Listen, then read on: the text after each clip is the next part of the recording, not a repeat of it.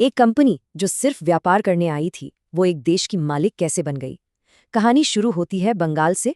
बंगाल के नवाब अली वर्दी खान ने अपने नाती को यूरोपियन व्यापारियों के बारे में यही चेतावनी दी थी।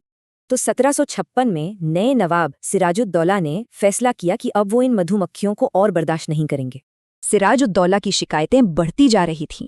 अंग्रेज अब व्यापारी नहीं बल्कि एक बराबर की ताकत बन रहे थे। तो नवाब ने एक्शन लिया। उनकी सेना ने तेजी से कासिम बाजार और फिर कलकत्ता पर कब्जा कर लिया। इसी दौरान हुई ब्लैक होल की घटना। सच हो या झूठ, ये अंग्रेजों के लिए बदला लेने का बहाना बन गई।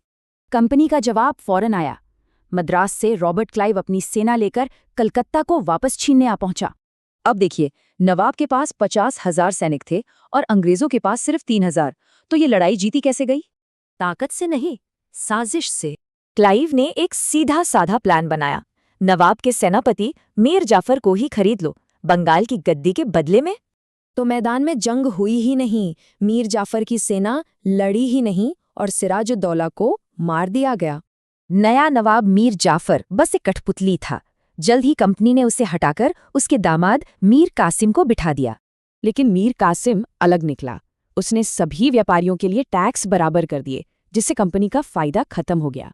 तो अंग्रेजों ने मीर कासिम को भी हटा दिया। पर इस बार मामला एक असली जंग तक पहुंच गया।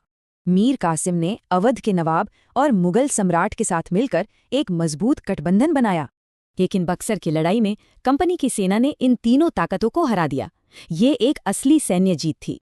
इस जीत का इनाम था दीवानी, मतलब बंगाल, बिहार और उड़ीसा का सारा टैक्स अब कंपनी वसूलेगी। यहीं से शुरू हुआ द्वैध शासन, मतलब पैसा कंपनी के पास और सारी जिम्मेदारी नवाब के पास। और बस 10 साल से भी कम समय में ईस्ट इंडिया कंपनी व्यापारी से शासक बन चुकी थी। बंगाल की ये जीत तो बस शुरुआत थी। अब एक बड़ा सवाल खड़ा हो गया था, जिसका जवाब इतिहास देने वाला था।